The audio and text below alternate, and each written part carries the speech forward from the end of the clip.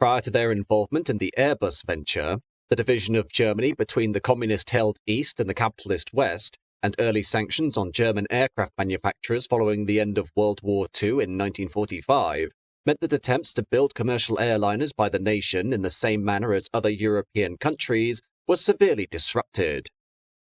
Therefore, their only efforts at creating a commercial jet aircraft during these years of division came down to two examples: East Germany's Baader 152 of 1958 and West Germany's VFW-Fokker 614, an endearing regional airliner that, while having innovative mechanics and design features, was an unmitigated sales disaster, and appeared to be the end of West German airliner development. Prior to the 614, sanctions on the development of aviation technology in West Germany following World War II had lasted until 1955, with West German manufacturers limited to the construction of gliders and non-powered aircraft, though later being expanded to motorized examples, while West German airlines were forced to make do with leftover World War II transport aircraft or contemporary American and other European models. Come the end of the decade, though, it was apparent that the future for German regional airlines could not be sustained through the use of near 20-year-old Douglas C-47s, and thus in 1961, the Entwicklungsring Nord or ERNO group, comprising Fokke-Wulf, Hamburger Flugzeugbau and Weser, proposed a small twin-jet regional airliner carrying between 36 and 40 passengers, using American-built Lycoming PLF-1B-2 turbofan engines. As restrictions on West German aircraft development meant that there was very little individual capital between the firms, each company chose instead to combine their efforts to form Vereinigte Flugtechnische Werke, or VFW, with assembly of the prospective aircraft to be done at the Weserflug factory in Bremen. However, trouble brewed when Lycoming chose to halt development of the PLF-1 engine, though an alternative was soon found in Great Britain, where Bristol Siddeley and Snecma offered to jointly develop the M45H medium bypass turbofan engine, the design process of which continued even after Bristol Siddeley was purchased by Rolls-Royce in 1966. With the BAC 111 of 1963 proving there was a significant market for regional jets both in Europe and the United States, combined with the development of an engine specifically designed for the aircraft, customers showed great enthusiasm for VFW's proposed airliner, with the main goal of the model being to reduce engine noise over its competitors in order to make it ideal for municipal and inner-city airports where noise abatement restrictions were enforced. With enough incentive behind the project, VFW's scheme, now dubbed the 614, was formally launched in 1968, with 80% of its funding being provided by the West German government, followed in 1970 by the approval of full-scale production, but notwithstanding this, the firm was still struggling to maintain suitable capital to develop the project.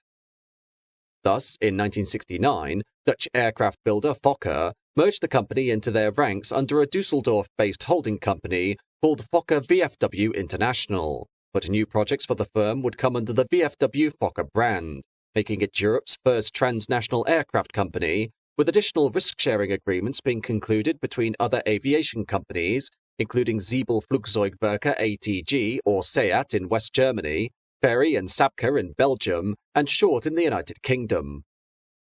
With Fokker's involvement and experience in the development of its own F-28 fellowship, launched in 1967, the company was well suited to help inform the 614 project, with their input including the replacement of the T-tail design in favor of a conventional unit, furnished with a low-set vertical stabilizer and dihedral.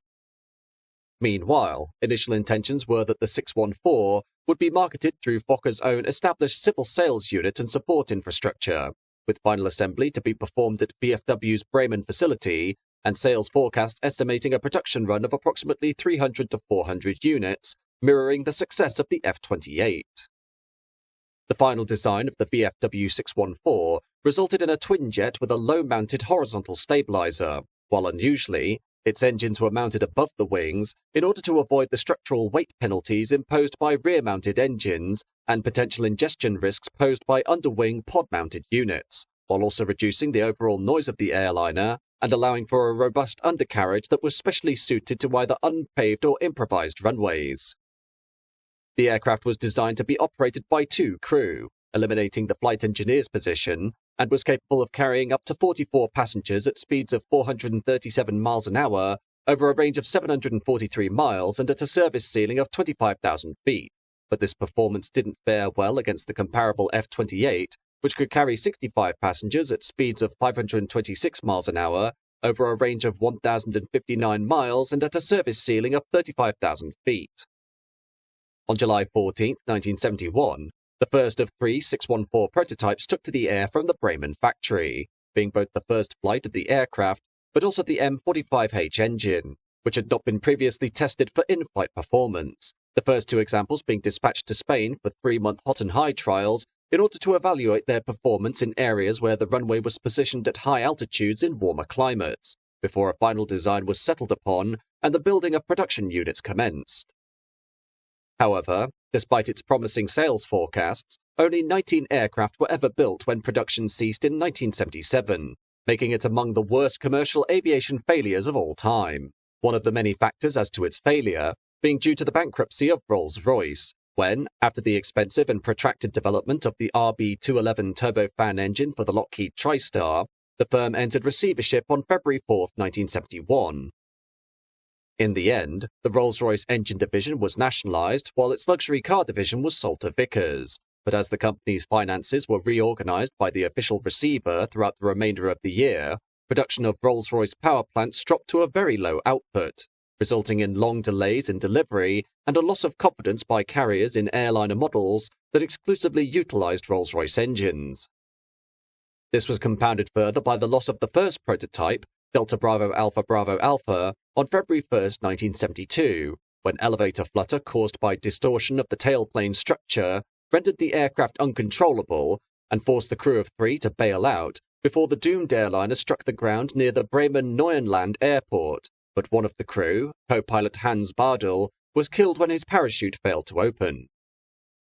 In addition, the merger between Fokker and VFW was an unhappy union, with a great deal of resentment existing in the ranks of the German VFW as management figures accused Fokker of conspiring to deliberately purchase the company, then design an aircraft which was built and marketed to an inferior level as the F-28, so as to remove a potential competitor, a sentiment corroborated by the fact that the Fokker management placed the marketing of their own products with higher priority over the 614.